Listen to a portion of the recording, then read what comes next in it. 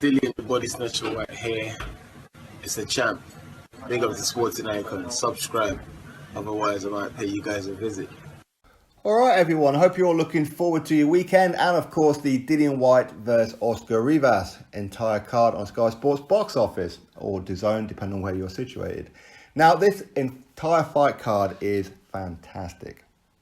Maybe I'm a little biased because I've spoken to most of the guys on this card. I've had them on the channel.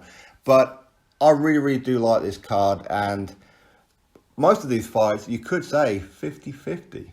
You really could. So this is what makes it very exciting. Now, again, before we get into it, I know about ticket sales, and people say ticket sales not very good. Some saying that 2,000 ticket sales were sold or something. No. About a week ago, 12,000 were sold. And this week, a whole bunch more have been sold. I know that for a fact, but I don't quite know what the figure is right now. But either way, very good, considering the fact that a lot of people have kind of like almost abandoned boxing since Anthony Joshua lost. I don't quite know why it is. Glory hunters, I suppose. And the fact that last weekend at the same arena, Daniel Dubois versus Nathan Gorman, and of course Joe Joyce versus Bryant Jennings on that undercard as well, along with Sonny Edwards. Again, very good card last weekend for Frank Warren. So a lot of people were undecided, do I go see Daniel Dubois or do I go see this event with DILLIAN WHYTE and that? So a lot of people were very split. These two great events were put too close together. It is what it is. So ticket sales were going to be hit on both sides of the fence, one for Frank Warren and this one for Eddie Hearn. It was going to happen. With Daniel Dubois and Nathan Gorman, they only sold, was it 10,000 out of, was it 19,000, the O2, maybe 20,000. So not brilliant sales, but we understood it because of this event coming up with DILLIAN WHYTE. Likewise, a lot of people would have chose the Daniel Dubois one over there. So either way, I think that the ticket sales are not a problem whatsoever. Now, the entire card, I'm going to do the entire fight card for you. So we're going to start off with a heavyweight fight, a 1-0 Alan Babic. He is taking on Morgan Desal. Now Morgan Desal, he got done by Fabio Wardley a couple of fights ago, but he's 5-6. But Alan Babic, he is 1-0 and has just been taken on by DILLIAN WHYTE. He's from Croatia, and he had a fight, was it in Rome, was it 2 weekends ago, I think it was. So he got the win there, and apparently he's very heavy-handed, and he puts it on DILLIAN WHYTE and others in training camp, which is why DILLIAN WHYTE took him on. So DILLIAN WHYTE fighter Alan Babic from Croatia, 1-0, looking to go 2-0 against Morgan Desal. Other fight is another prospect, Dalton Smith. A lot of you guys may have heard of him, super lightweight. He's going to be taking on Reese Smith, 3 and 4. No idea if these guys are related. No idea whatsoever. But Dalton Smith looking real good. I do like him a lot, so good luck to him. And another guy, Fabio Wardley. I've had Fabio Wardley on the channel before, you guys will remember. If anybody hasn't seen my interviews, you can just go to my playlist and you'll see the list of all my interviews on there. Or just wait to the end of this video and it'll pop up at the end. So Fabio Wardley, 7-0, and he's going to be going up against Mario Ruben Diaz-Struns, who's 13 wins and 14 defeats with a draw.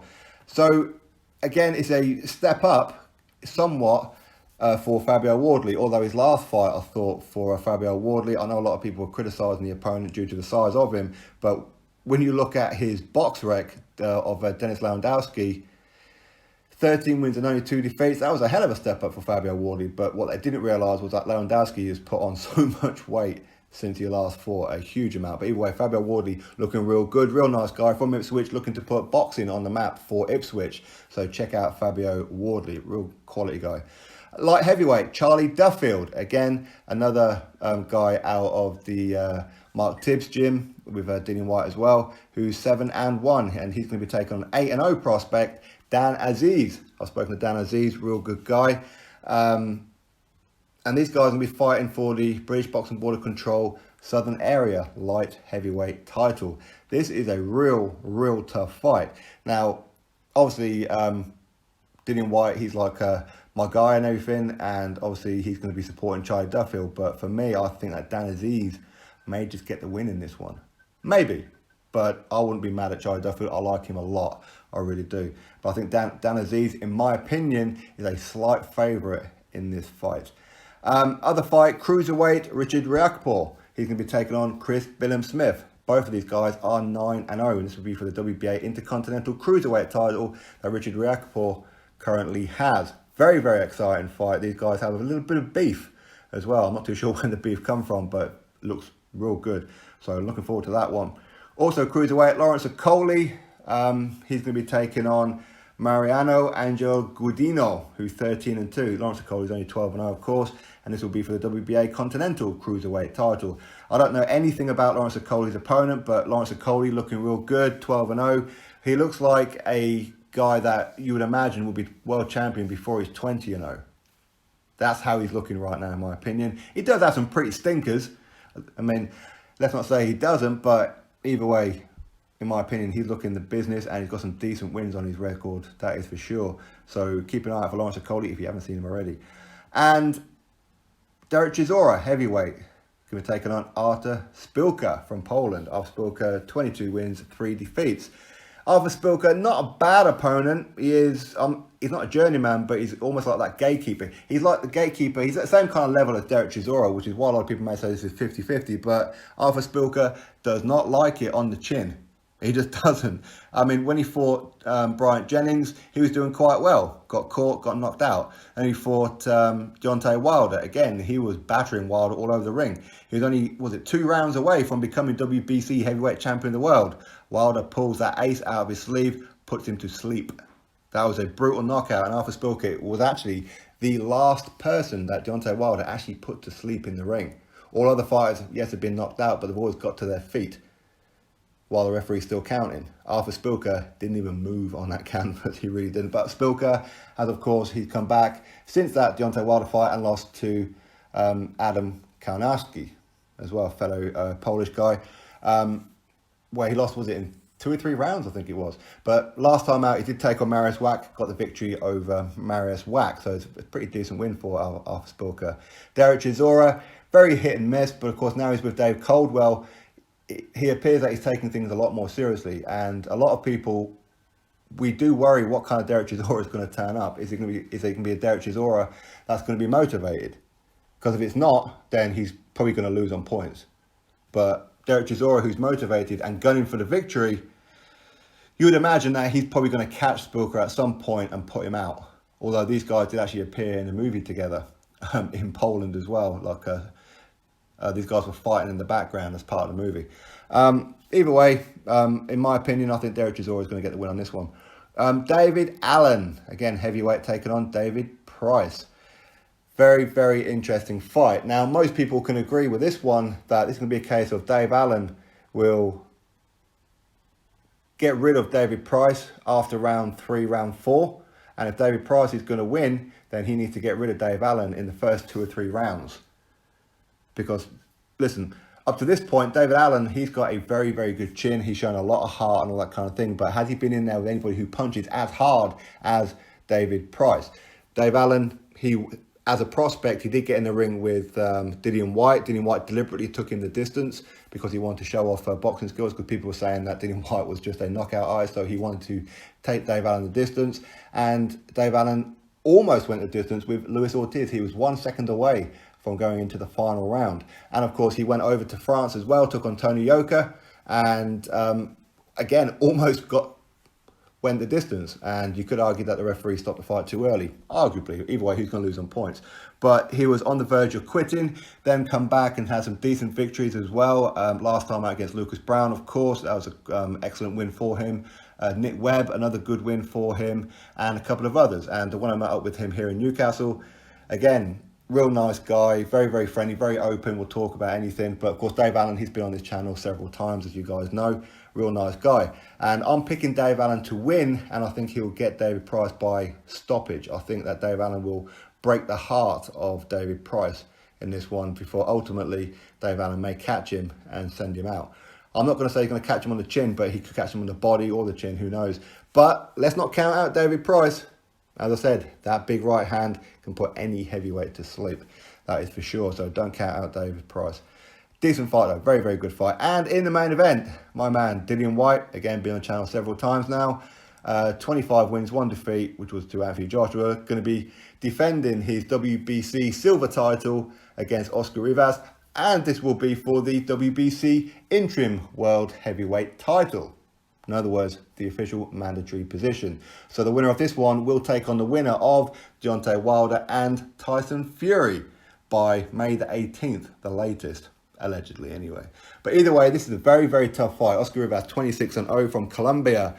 Fairly heavy-handed. Biggest name that he's got on his resume would be Brian Jennings, where he stopped Brian Jennings. Again, you could look at it and say that Oscar Rivas did a whole lot better than what Joe Joyce did against Brian Jennings. You could argue that. But I think that Oscar Rivas is very, very dangerous. He's got an excellent engine on him. Very powerful, short, stocky. He's like chiseled from marble. He really is. He looks very, very heavy-handed. I don't believe that he's ever been hit to the canvas. Excellent amateur background as well, where he actually defeated Andy Ruiz Jr. and Kubrat Pulev in the amateurs as well. So he's an all-rounded excellent fighter, but hasn't really been given the huge opportunities outside of Brian Jennings. And now he's got this one with Dillian Whyte. And very, very risky. Dillian Whyte keeps taking these risky fights. I don't know why he keeps on doing it. It winds me up sometimes. It really does. Because I want him to get that world title fight. But I understand Dillian Whyte is a fighting man. He will fight anybody and his mother and his dog to keep on progressing. He only had 5 amateur fights as well. He got that cut short because of his kickboxing career and everything. Got forced into the pros, and now he's been learning on the job ever since. And he's only had 26 fights in the pro game. Number 1 in WBC for 18 months, and Wilder keeps on freezing him out. We all know about that one. But this fight is very, very tough. Very tough. Is it tougher than Joseph Parker? Arguably no. But at the same time, with Rivas being undefeated, he's going to have a bit more grit about him. But with Joseph Parker, let's not forget that Dillian Whyte, he did have a broken rib and broken hand going into that fight as well. Derek Chisora last time out in the rematch, again, Dillian Whyte was deliberately playing the patient game because he knew at some point there was going to be an opening and he's going to knock out Derek Chisora, which ultimately he did in round number 11. So Dillian Whyte, I would imagine, is the favourite for this one purely because we know with Dillian Hand's big left hook to put anyone to sleep, the right uppercut and the straight right as well, and of course the body shots, he can hurt you with both hands. So if Oscar Rivas wants to get too brave, he may come off worse. But what Dillian Whyte's going to turn up, because each fight Dillian Whyte has, he's almost a different kind of fighter. He's added something different to his game.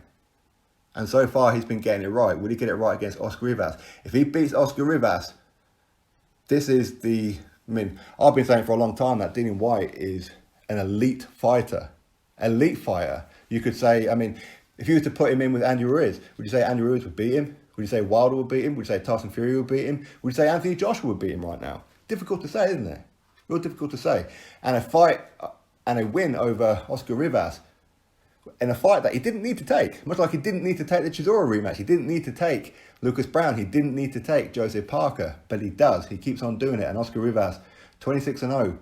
Tough fight. But I do believe Dillian Whyte will either beat him on points or he will stop him potentially early doors. But I think as the fight goes on longer, Oscar Rivas may get a bit more brave. And if Dillian Whyte, if he's going to come in as heavy as some are predicting, around about 18 stone, he may need to pace himself. Because otherwise, if he starts gassing out towards the end of the fight, it's where Oscar Rivas could end up taking over.